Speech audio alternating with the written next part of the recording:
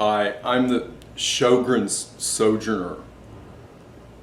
And the first thing you're going to ask me is, why did you tack one unpronounceable word onto an unpronounceable, actually phonetically terrifying disease that even though, like in my case, I'd had it for, 54 years before I could pronounce it.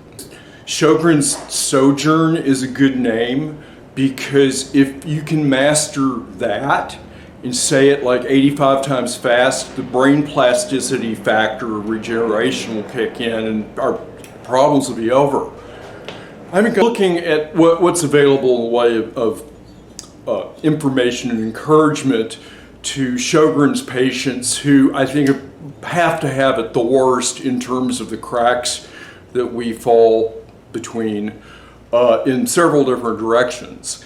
And I'll tell, boy, I've got quite an odyssey from when I embarked on, declaring that there's something seriously wrong here, it's not in my head, in 1983, to diagnosis 2 months ago when I was, not to put too fine a point of it, 1 foot in the grave and about 3/4 wackadoodle from the effects of it.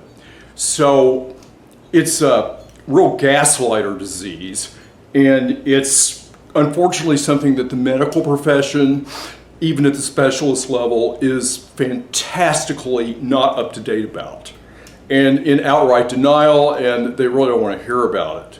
So most of the people, if not all of them, that I have known to be diagnosed have figured it out themselves and had to pursue it. Whereas like, well, it kind of acts like this, it kind of acts like that, but there's nothing we do anyway. No, and that's all incorrect. There are many, many, many myths and just mistakes made all over the web at doctors, rheumatologists, ear, nose, and throat doctors, dentists, oral surgeons, ophthalmologists. They think they know a little bit, or they don't want to much be bothered with it. They'll prescribe you drops or something, but they don't want to be bothered with the diagnosis, rarely.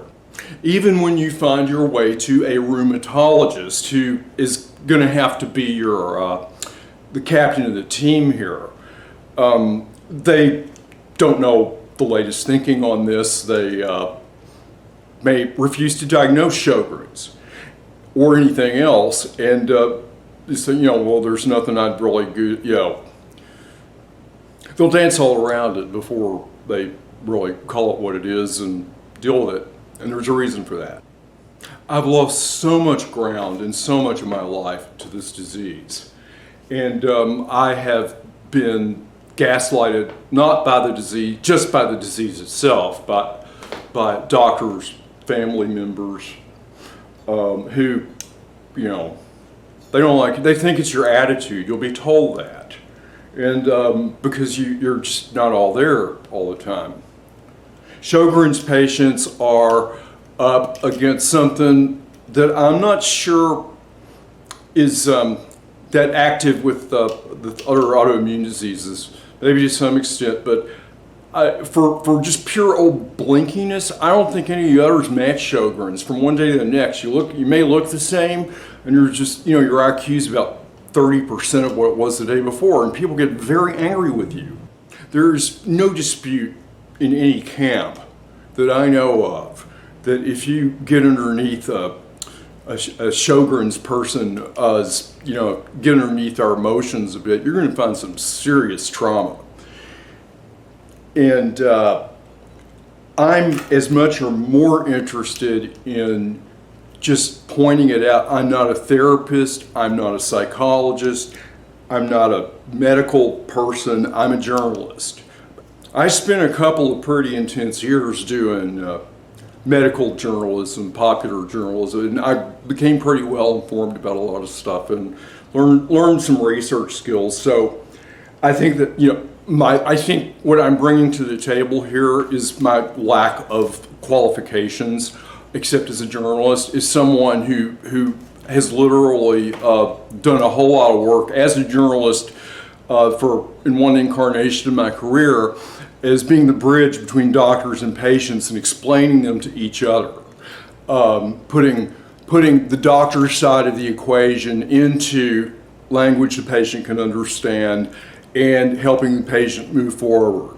So now I'm doing that for myself, and I'll tell you what, if I hadn't been a little bit better educated and a little bit more aggressive and a little bit more just lucky, I made it through this far by the skin of my teeth.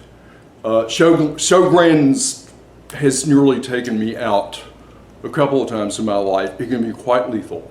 It gets you in other parts of the body. It can damage other tissues and organs. And so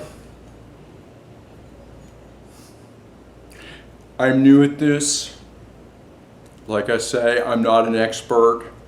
I'm an expert at being an amateur. I'm an expert at talking to experts. I'm an expert at what I've experienced. So, and I don't intend to go too much beyond that except what is readily apparent in research. So, here's my test run. If you made it this far, I'm truly applaud your fortitude.